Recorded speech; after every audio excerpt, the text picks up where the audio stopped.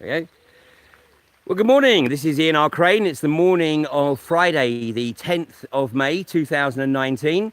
And this morning, my studio audience has changed somewhat. It's morphed into human form.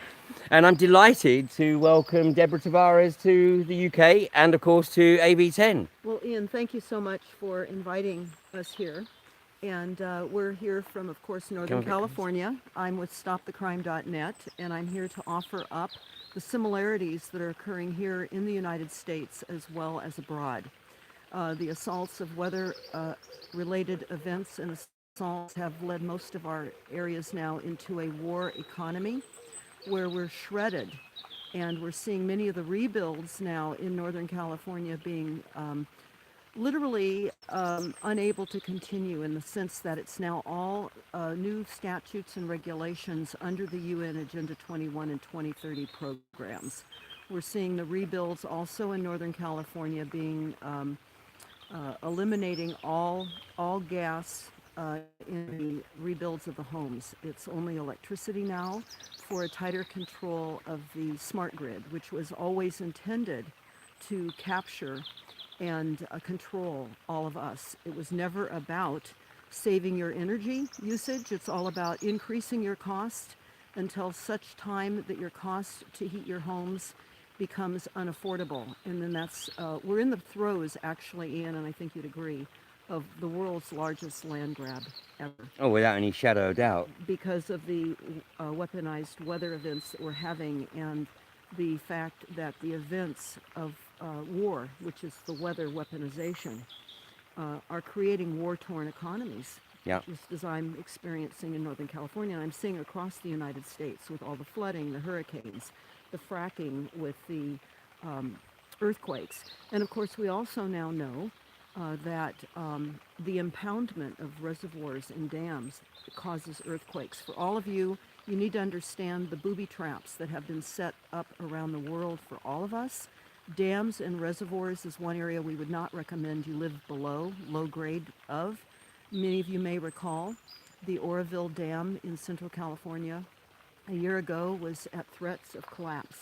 Well, now they're telling us with increased climate change, it's likely to collapse, that the infrastructure globally is being attacked now with climate change, that our infrastructure worldwide was never built to withstand weaponized weather attacks and assaults. So we're going to certainly make a number of recommendations, because people ask us all the time, as they probably do you too, Ian, where do we live? Where do we go? Where is safe? Well, there isn't anywhere that is safe. It's all the same. Whether you're in Ecuador, Paraguay, Peru, it doesn't matter. You're flown over by weaponized weather aerosol dumps every single day.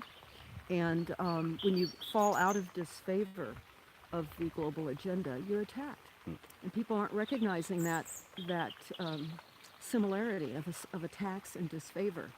And it's almost a social credit system, like is being applied in China right now, and of course will creep across to the rest of the world. Absolutely. Well, it is. It's already in the process. In fact, I know many people talk about the New World Order. Well, NWO is actually NOW now. It's actually now. We're all under rules and regulations of climate change. And I don't know about you, but I recommend that people watch the report from Iron Mountain. Either watch it on YouTube video or download the actual book itself. It was released 1967. Yeah, it was released soon after JFK was murdered. Yeah. And it talks about how they would utilize the threat of climate change and global warming to be the glue, the social glue of warfare, to continue to control all of us. And this is what is interesting about the, I'll use the phrase loosely, I don't mean it quite in the literal sense, but this is what the useful idiots who are pulled out to protest climate change aren't aware of. They aren't aware of the trail, which actually goes back, I think, probably to 1932 with Technocracy Inc., and then through to the report from Iron Mountain. And then, of course, Zbigniew Brzezinski actually took the report from Iron Mountain and used that for the heart of his Beyond Between Two Ages, the Technotronic Era, That's exactly right. which he published in 1970. Well, we know that with the dumbing down of education to begin with, that we now have a crop of young people that are coming out completely mind controlled. There's certainly the fact that they're behind their computers all the time, socially isolating themselves, is playing a large part in their inability to understand what's really going on in this world. And they're becoming contributors. They're human compromise to all of us. And I know that we spoke a little bit, I think, last night about the autism and the fact that autism is really representing a society in and of itself globally. And certainly I'm familiar with autism because we have a high-functioning autistic grandchild. And as a result, we have seen the inability to be reciprocal with emotions. So we're looking at these kids that are protesting against climate change, that are socially engineered under false pretenses and false realities, and literally pushing us all off the cliff with the misunderstanding of what climate change is. It's weather weapons and it's climate control. And these kids are unaware of this. And we also discussed last night, of course, how anyone who presents an effective treatment for autism is effectively immediately shut down. I mean, many of my viewers are familiar, of course, with David Noakes, who's going to be joining us on Saturday, and the persecution of David and Lynn for having the audacity to develop an extremely effective cancer treatment, i.e. GC-MAF. And Dr. Bradstreet, Jeffrey Bradstreet in the USA, was actually one of David's biggest clients, and David was supplying a very significant amount of GC-MAF to Jeffrey Bradstreet free of charge so that he could help those who didn't have the resources to pay for it. And the day after, David's facilities in the UK were raided and shut down by a government department without any due process. Yeah, a corporate government process that is literally backing the illusion of helping us, when in fact all of the policies are ending up as genocidal programs and policies. And I know that we know that vaccines are a genocidal program, and that here, of course, in California, where I'm from, it's now a requirement. You cannot enroll a child in school unless they're fully vaccinated, and there's legislation right now that's going to be approved, not yet, but it will be, where there is absolutely no exemption possible. And now, as a result, many people in California are unschooling their children. This is very important to look that up. Look up unschooling. We're literally going to have to become vigilantes and to protect our children, for those of us that are aware of what is happening. So as people ask me, what can we do? Well, this is one of the things we can do, protect our children. Yeah. Well, and I was just going to actually finish the point there that Jeffrey Bradstreet, the day after David Noakes' facilities were raided in the UK, the UK body, the MHRA, the Medicines and Healthcare Regulatory Agency, instructed the FDA to shut down Bradstreet's facilities in the US. And of course, the day after that, he was found with a bullet wound in the chest, face down in a river in South Carolina, which is formally listed as a suicide. Of course.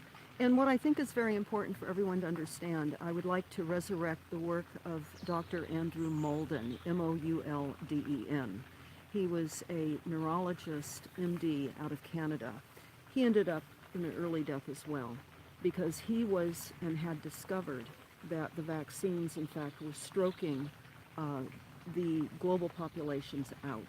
After he would line up pictures of kids, whether they would end up having autism or ADHD or ADD or just paralysis, he was discovering that when you lined up the pictures of children, like 6 months, 1 year, the same child, 6 months, 8 months, 1 year, however many photographs he could get, he could see the lack of symmetry in their facial expressions.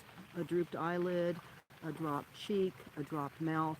He found that we were being stroked out after different vaccines. Not everybody is, but I was certainly stroked out because I have a drooped eye. And fortunately, back in the days that I was vaccinated, there were very few vaccines. It was polio for me. And I can only say that Andrew Moulden, what is so important about his work is he shows the cure for vaccination injury. And he talks about that cure being the form of water that we drink and oxygen, increased oxygen. So for those of you that are listening, Dr. Andrew Molden, he has some YouTubes available. We have those posted up on stopthecrime.net. And I would recommend that everybody understand, if you've been vaccinated by anything at all, according to him, no matter what it is, at any point in time, you have some form of injury. And it's important to understand his work. And I like to resurrect people that died for their work. Absolutely. And of course, being anti-vaccination or being a microbiologist is a very high-risk profession. And that's why, people like David Noakes, for example, I mean, who's not a medical professional, and he's going to, I'm sure, share his experiences. But, here was a guy who had the financial resources to bring about an effective treatment, and he felt the full force of the corporatocracy. And of course, now he's out of jail, he's tagged. So as we all are. Yeah, well, we're all tagged. But he's physically but tagged. That there are, yes. Physically tagged, and he actually got sentenced more than for producing an effective cancer treatment than if he'd have been producing crystal meth.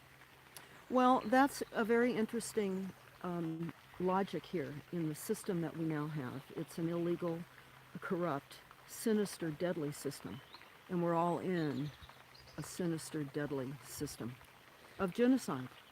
And we're literally, in my mind, going to have to form, as we said earlier, a unification amongst ourselves to protect ourselves, because we're seeing, as a result of all the fires and floods that were all as a result of directed energy weapons in Northern California, we're seeing these various nonprofits rolling in for public health and mental health abilities for those that have suffered, that are not resilient enough, the new word, resilient. And certainly when I do my talk here tomorrow at the AV10 conference, which I would recommend everybody listen to all of the presenters at the conference that you'll have an opportunity to spend time listening to, is you're going to get some extremely valuable information from people all over the world that have come here, have literally looked at information and able to tell you and discuss with you their findings. It's all up to you, all of you, to do your own research, look at the documents that you're going to hear being recommended. I can only tell you that I'm known for the presentation of documents, and I carry documents around with me everywhere I go. Here's an example of a document this morning. This is the future of the sea, the current and future impacts of sea level rise on the UK. Yes. It's a fear document, of course. Yeah. It is, of course, but it is, in fact, sadly, based on workable technologies, just like the overhead aerial chemtrailing. And we'll talk about that So in the conference on the basis tomorrow. This is preconditioning. Yes, it it's is. It's a script. Script, and again, you can look this up for yourself, but that's why it's important to follow up with the AV conference, sign on, listen to the videos that are produced, and then look at the documents that will be presented. I'll certainly be presenting a number of documents. In fact, I know you've given me an allotted time, but I came armed with as many documents as I could share. Well, I do have to tell you, though, that I am brutal with the timekeeping on the conference, and if you don't get off stage at the appropriate time, the microphones go off. Okay, well, I'm not an auctioneer, so I won't talk too quickly, but I can tell you that I will be certainly bringing forth a tremendous amount of valuable information, as I'm sure all the other speakers will. And I really want to thank you for all your work in putting this together in such a fabulous environment. This is absolutely beautiful here. 50 miles out of London. It's about 50 odd miles north of London, in the heart of the Buckinghamshire countryside, and it is a stunning location. And I made the observation to Deborah that one of the reasons I choose this location, this is the fourth time that we have been to Horwood House, and we are confirmed to be here next year for AV11 on the first weekend of May. But obviously some of the material that's being presented, can be a bit heavy, and it needs a little bit of integration. And so, that we make sure that people have plenty of opportunity to take a break between presentations. And if they want to come and walk around in the beautiful gardens here in the secret garden and just seek a bit of, solo reflection, then they have that opportunity. Now, Yeah, Deborah, yeah. sorry, you were alluding to the live stream. And for the first time, we are live streaming this event on pay-per-view. It is not just not a live stream like this. This is a professional production. So it'll play in full quality on your TV or whatever device that you want to watch it on. And if you sign up for the live stream, you can watch all the presentations live as they happen, or you can watch them anytime again, or for the first time, right through until the end of May. And from midnight tonight, if you don't want to buy the whole 3-day ticket, which is what's on offer at the moment, you can buy a 1-day ticket from midnight. And that's on the Alternative View website, which is alternativeview.co.uk.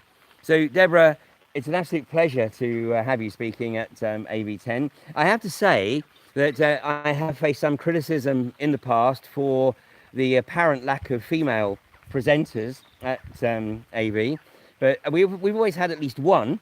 But of course, we have two this year, yourself and Gemma O'Doherty, who's doing sterling work in Ireland, and trying to raise awareness of corruption within the Irish government and Irish society. And Mads Palsvik, of course, coming in from Denmark. And as you've alluded to, people here and people watching the conference are going to see that what they may think as something that is just going on in their own country is actually part of a much bigger agenda. Well, that's absolutely true, and I'll throw this in as some of our closing remarks. Everyone needs to become familiar with your climate action plans in the country, in the town, in the city where you are. These plans are current, they've been adopted, and as people ask me, well, where can I move that's safe? I tell them, well, look at the climate action plan of the area that you're thinking you might be safe, and you'll find the various types of weather-related events and viruses and fungus that will be occurring as a result of climate change. They tell you. So as climate change, remember, is weather warfare, and it's being conducted on a global scale every single day. And different areas are hit with different plausible, deniable circumstances. So the climate action plans, which we talk about continuously on stopthecrime.net, and because I have a history with my husband in home building, we see the consequences of the lack of housing being available now. We're seeing massive increases in homelessness, all intended. Yeah, 10,000 people living in their cars in LA. That's right. In a state where homelessness is illegal. Well, it's even worse in Northern California because of all the fires and the houses that have been burned down. So again, I just really want to thank you for putting this conference together. For all of you that can listen to the live stream, tell other people to listen to this information. This is true. This is scary, but it's true. It's real. And I appreciate the idea of being able to be in this gorgeous, tranquil environment as we will be dealing with frightening information and scary information, and knowing that there still is some evidence of nature not being diluted, polluted, and weaponized. And the crucial element is that everything that is presented at AV10 is substantiated with documentation. I mean, I select the speakers to speak at AV10 on the basis that they don't just shoot from the hip. They don't just make broad brush statements which can't be verified. They are researchers and commentators who have done the research. They know where the source of their belief system comes from. And this is one of the massive differences between the people in the groups like in the UK that have emerged, like Extinction Rebellion, because they have no clue about the history of the think tanks and the corporatocracy agenda, and they literally regurgitate the tired palliatives that I'm sure you guys have here trotted out in the US, which is 12 years, 1.5 degrees, 400 parts per million, etc., etc., etc., with really very weak, if any, real evidence to support, and of course some furtherance of their control. Well, it actually really does speak to the danger now. Social conditioning. Yes, and the mind control that has beset the world. We're busy. We're certainly now experiencing larger levels and heavier levels of electromagnetic frequencies, which is a mind control. In fact, I'll be talking in my talk, which I hope everyone listens to, about the weaponization of frequencies. We have a document that was given to us, and it's on stopthecrime.net, and you'll hear the name of that document tomorrow when I speak. But it is about mind control and what that use was intended to do, and the mass proliferation of deliberate contamination of all of us. So again, reason to listen to the conference. So it's really a case of, would you rather know or not know? And if you choose not to know, then that's okay, because 90% of the population will actually go down that particular path. But, hopefully what we're reaching out to is the, increasing 3, 4, 5% of people that are actually recovering their epistemological integrity. In other words, they are not just regurgitating sound bites that are pumped out in the media. They are actually basing their knowledge on their own research and on real evidence. And, this is something that we encourage people to do, is never to take anything we say at face value. We are simply trying to stimulate curiosity so that people will do their own research and come to their own realization. And we don't need to convert 90% of the population. As I've said many times, it's recorded that something like only 3% of people took up arms in the USA against the might of the British military in the War of Independence. It actually suggested that something like only 8% of people in the US at the time actually wanted independence from the British Empire. But of course, history is what it is, and it just goes to show that a few, literally 2 or 3% of people, can make a massive difference, and that's what really we're trying to stimulate. That is what we're trying to stimulate, and I think, again, as you say, we're not going to get the numbers, because I think it's fairly clear the mind control and the degree of propaganda and mind control is certainly visible with the lack of understanding what's real and what's an illusion. And I was often on Dr. Stan Monteith's radio show, Radio Liberty, for a number of years prior to his passing. And he would always say, it's reality, not illusion or delusion, that will determine what the future will bring. And that is exactly true. It is reality, not illusion, delusion, or propaganda that will determine your fate and how you die. And we're really literally talking about levels of extinction with us, with the programs that are in play now. Absolutely. Well, on that note, Deborah, I got to go get some breakfast. I know you've had yours, you're still jet lagged. Thank you. But thank you, Thank and thank you for bringing your husband Lou, and this is Lou, Deborah's husband. Yes. Hey, thank you so much for coming over, and I know you're going to have a great weekend. You're going to be amongst like-minded people, and I just want to make the observation that the alternative view is anything but a cult. In fact, I work very hard to make sure it doesn't become that. And there will be people here from all walks of life. There will be people here from right across the social, political, philosophical and religious spectrum. We have people coming in from the US, from Canada, from mainland Europe. In fact, I just met earlier this morning with a gentleman that's flown in for the conference from Bermuda. So, these are people that, there's a lot of things that they're not going to agree upon. But the beauty of AV events is that it's okay to disagree. It's okay to have a different point of view, and that, of course, is what engenders debate, discussion, and learning. And, of course, this is something that the establishment are desperately trying to shut down. They don't want people to have an opinion, they just want people to regurgitate the government's opinion. The government opinion, exactly, the official right. narrative. That's right. That's exactly So I'm not going to be back for a live stream on Monday, because obviously the conference is still going to be in full swing. But if you do want to watch the conference, then check out the live stream on www.alternativeview.co.uk. We have full-time support over the weekend. If you have any problems in terms of the delivery or the quality of the video that you're getting from AV10, and we have a technician on call throughout the event, so that your experience is not diluted in any way. But like we said, you can then watch the videos from the conference right through anytime, right through to the end of May. So thanks for joining me this morning.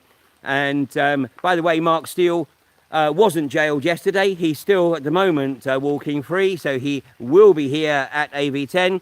But the court case was adjourned, and of course Gateshead Council are doing their level best to jail him, or get him jailed for asking the hard questions, i.e. about the LED streetlights and the 5G transmitters that have been installed around his community. So he will be here. He will be talking on Monday morning. If you want to see who's talking, you'll see it just below the live view screen on the Alternative View website. So you have a great weekend. I know we're going to have an amazing weekend. I'm looking forward. I will admit I'm selfish in terms of selecting the speakers for my conferences, because I select the speakers that I want to listen to too.